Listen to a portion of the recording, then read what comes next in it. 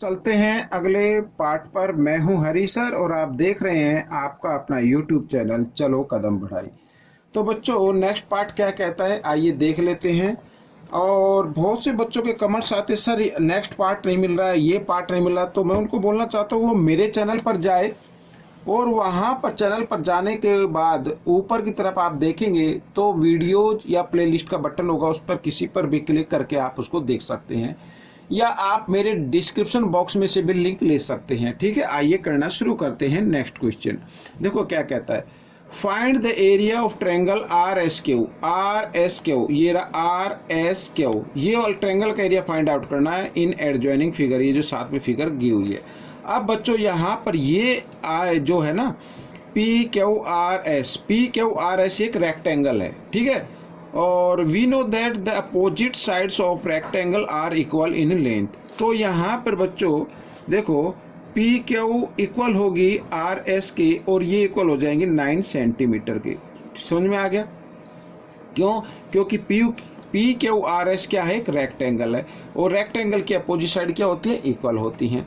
तो हमें निकालना है ट्रायंगल, सॉरी यहाँ पर लिख लेता हूँ, area of triangle R S Q. R S का क्यू का एरिया निकालना, तो फॉर्मूला लिख लेते हैं 1/2 बेस इंटू हाइट, ये होगा।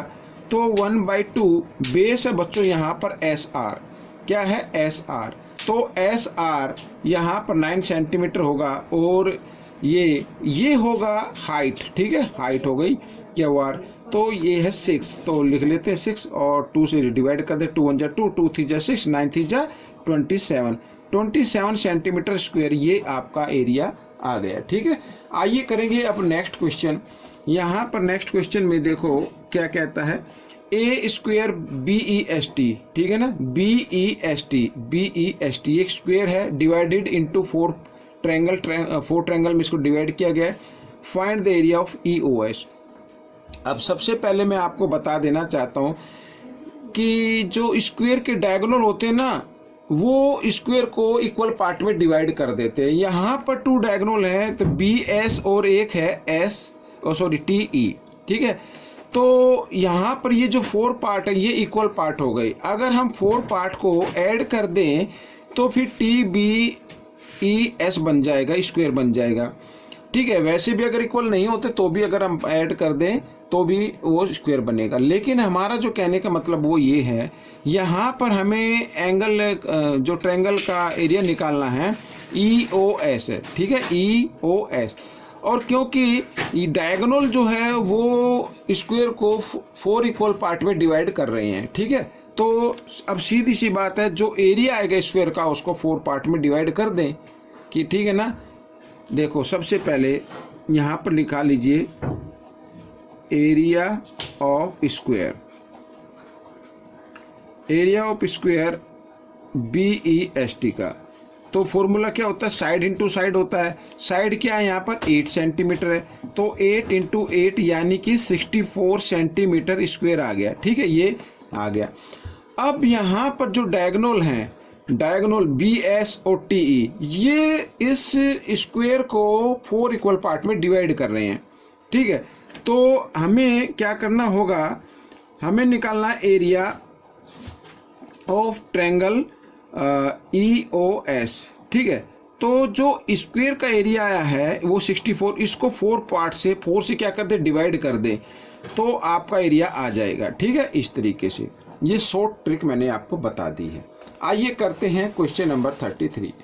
अब क्वेश्चन नंबर 33 में find the perimeter of adjoining figure. Figure यहाँ पर एडजॉइनिंग फिगर देख रहे हैं, पेरीमीटर फाइंड आउट करना है। अब आप ध्यान से देखो, ये जो है ये एक तरीके से सेमी सर्कल का डायमीटर बन गया। अगर इस सेमी सर्कल को और इस सेमी सर्कल को हम ऐड कर दें तो एक सर्कल बन जाता है बच्चों यहाँ पर, ठीक है। इसी प्रकार इस सेमी सर्कल को और इस सेमी सर्कल को ऐड कर दें तो भी एक 1 सर्कल बन जाएगा।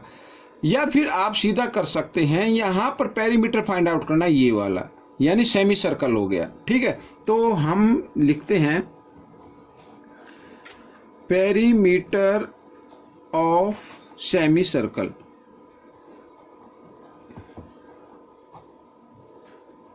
अब पेरीमीटर ऑफ सेमी सर्कल निकालना है, तो फॉर्मूला क्या होता है? वैसे तो होता है बच्चों पाई डी होता है, ठीक है, पाई डी होता है क्योंकि डायमीटर गिवन है। लेकिन सेमी सर्कल का निकालना है तो सेमी सर्कल का मतलब हाफ का हो गया, ठीक है, ये आ जाएगा।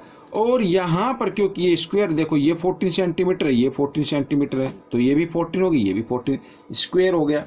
और स्क्वायर के इस साइड पर ये बने हैं, तो इसका मतलब ये जो सेमी सर्कल ने सभी क्या हैं? आपस में इक्वल हैं। तो कितने सेमी सर्कल है? 4 हैं। तो हमें कितने सेमी सर्कल का निकालना है? 4 का निकालना है। यहाँ पर 4 लिख देता हूँ और इक्वल का साइन इधर। तो इस फॉर्मूले से आप निकाल सकते हैं। देखो 4 यहाँ से चाहे तो आप इसको डिवाइड कर सकते हैं, 2 1 जा 2, 2 2 जा 4, इस तरीके से। तो आइए देखो 2 और पाई की जगह पाई का मान रख देते हैं 22/7 और डी की जगह डायमीटर 14, ठीक है। तो 7 1 जा 7, 7 2 जा 14।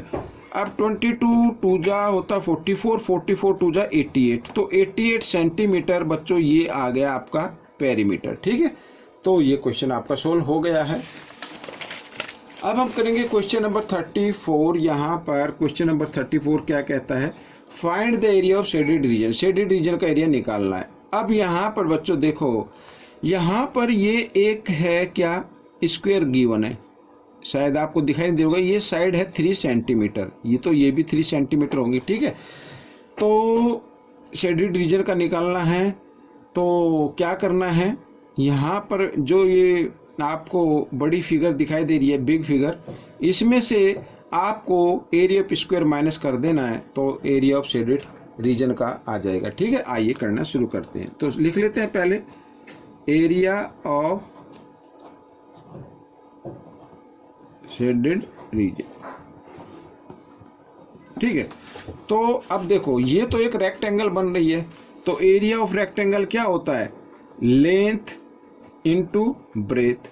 इसमें से माइनस कर देना है एरिया ऑफ स्क्वायर। स्क्वायर ये रहा ना, यही तो माइनस करेंगे तभी तो आएगा। और एरिया ऑफ स्क्वायर क्या होता है बच्चों?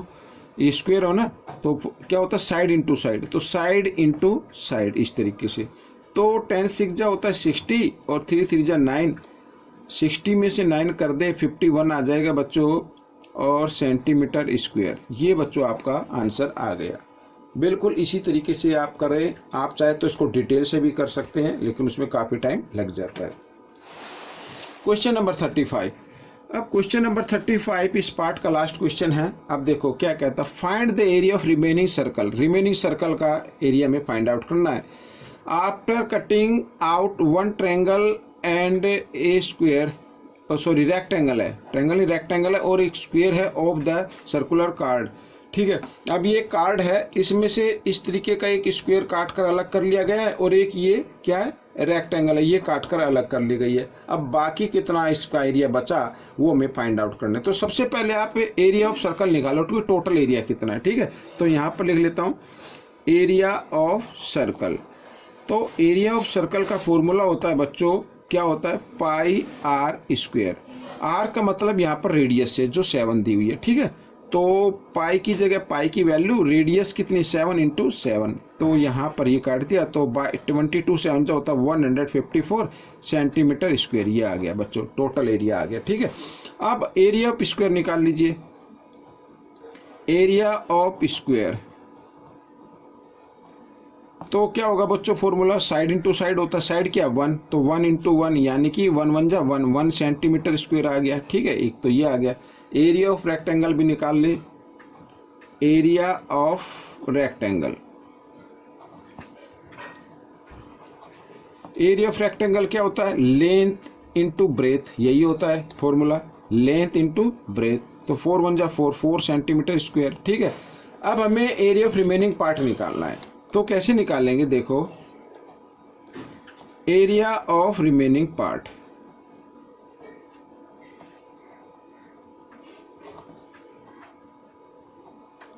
तो सर्कल के एरिया में से, सर्कल का एरिया है, सर्कल का एरिया क्या है? 154। इसमें से माइनस कर देना है स्क्वायर का प्लस रेक्टेंगल का। तो इनको ब्रैकेट में प्लस कर लीजिए, 1 + 4, इस तरीके से, ठीक है।